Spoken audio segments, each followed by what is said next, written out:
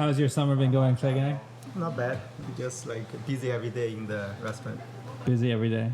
And you got a nice strong air conditioner we were just talking about Yeah, we have really nice AC. to survive this heat wave. 2 units each floor, so totally 4 units. Why is it so hot in Montreal these days? It never used to be like this, right? Global warming. Looks like global warming.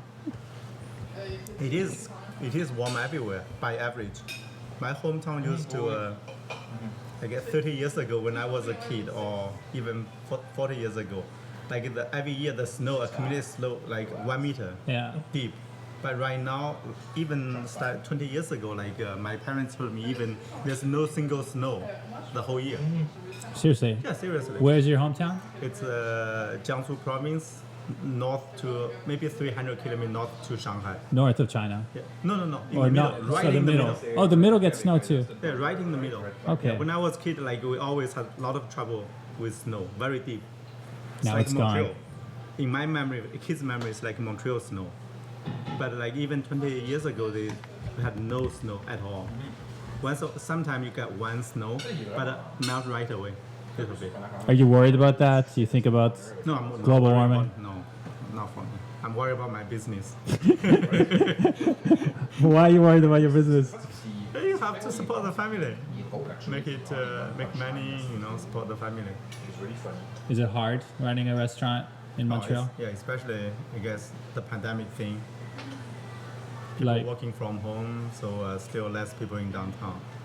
By average, downtown area is still a little bit hard. okay. So for people who don't know, we're here at the beautiful. Oh, there's your sign. Actually, I can get the sign. Same Cuisine AuntDai. What's the street corner? Saint Mathieu and Yeah, Saint Mathieu, Maisonneuve. Maisonneuve. This is like Concordia area, right? What would you call Totally this Concordia, area? yeah. I guess Concordia, downtown Concordia. Lots of students, but less workers. You were saying less people yeah, working because down here. still work from home, I guess. It will take a couple of years at least. Still a couple of years. Wow. A lot of company, I guess, there are 2 days in office, 3 days at home. Overall, like, and also this year they don't have the Just for Laughs, right? At the festival. That's true. Yeah. I mean, there's a big festival happening now, the Pride, Yeah. Montreal Pride. Yeah.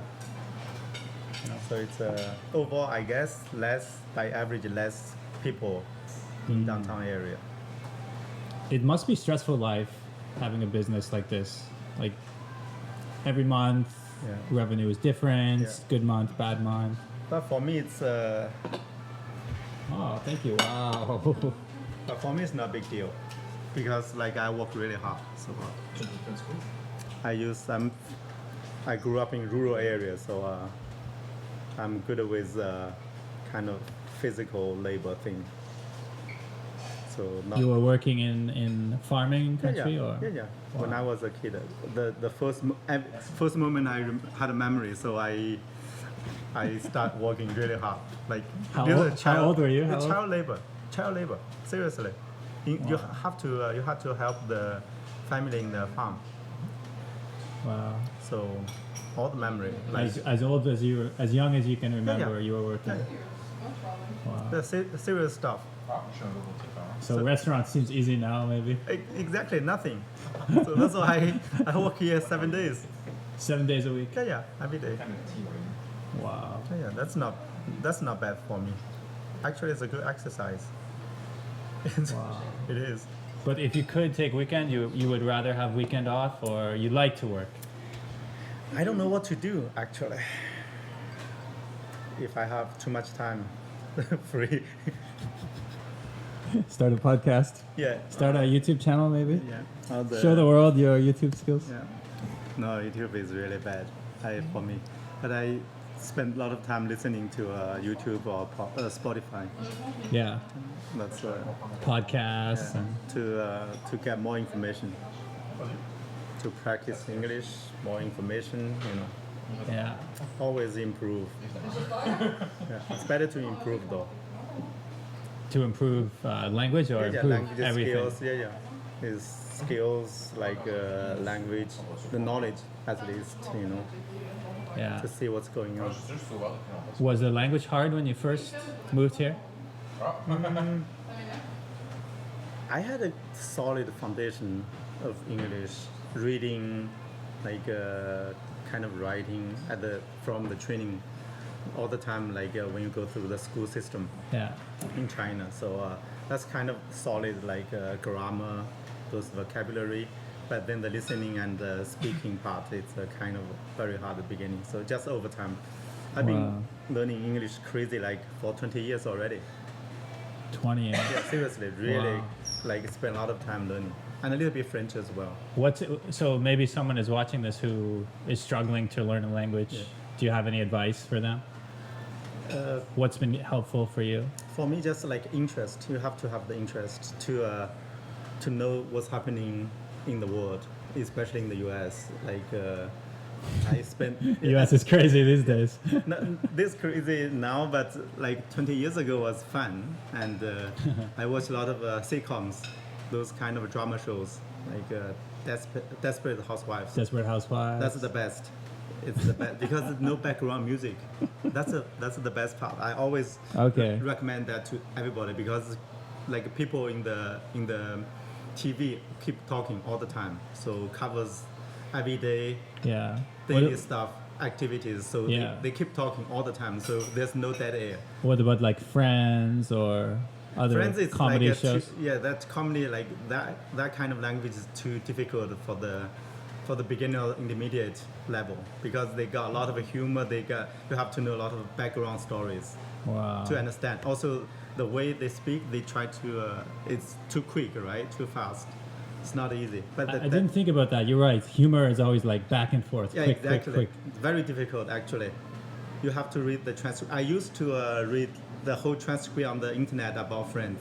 I watched them all the episodes for I guess 2 or 3 times. Yeah. But I had to rely on the transcript sometimes to see what really the jokes. Wow. yeah. That's But- dedication. yeah, You are but- reading those comedies too. Yeah, That's dedication. Exactly. So the Desperate Housewives, the best. It is the best because there's no background. Also the Law and Order, all those kind of CSI thing. Yeah. But then that kind of stuff, too much background music, like suspension music, that kind of stuff. So it prevents you from listening to the dialogue Wow. clearly. So that thing, if I want to relax, I watch them. But if I want to practice English or learn English, I try to avoid them. So how many years have you been in Canada now? I guess 19 years, all of the time in Montreal. Almost 20. Wow. Yeah, almost 20. Yeah. Did you always know you wanted to move here? Yeah, Like yeah. when you were young, did you think I want to move to other country? No, not at all. It's kind of by chance sometimes, when Yeah. when you saw a little bit different kind of world, traveled a little bit overseas, and then it's really a easy choice for me. Yeah. Because my interest is everything, a lot of interest. Well, where did your interest in food come from? You, Yes, you have a new interest in food, maybe? Having a restaurant is my least interest. Seriously, the bottom of my list. Having a restaurant, yeah, seriously. Then why did you do it? Why are you making this amazing food? It's still a lot of room to improve, a lot Yeah. of room. But that's like I probably told somewhere else like about the beginning of the restaurant. Yeah. It's like more than 10 years ago, beginning of 2014, I was working full time in IT, and I was super bored, and also my wife like we just had the baby when she was only 1 year old, so like my wife did not want to go back to the full time office job. So she thought the restaurant gonna be more flexible, the time more flexible with the baby. So I kind of, I was, myself, I want to be an entrepreneur one day. I got a lot of crazy ideas. I thought I was good. So, and then my wife had that idea. So kind of somehow it's push and pull, and then that situation. So we started the restaurant that time, 2014. So my wife was full time Yeah. in the restaurant. So I only came to the restaurant to help after the work and the weekend. So as I said, I had a full-time IT job. And that kept going for like 6 years until pandemic. For the pandemic, I had to come to the restaurant full-time. So now it's switched. I'm full-time in the restaurant. My wife is at home. So totally, I I got myself into a bad deal.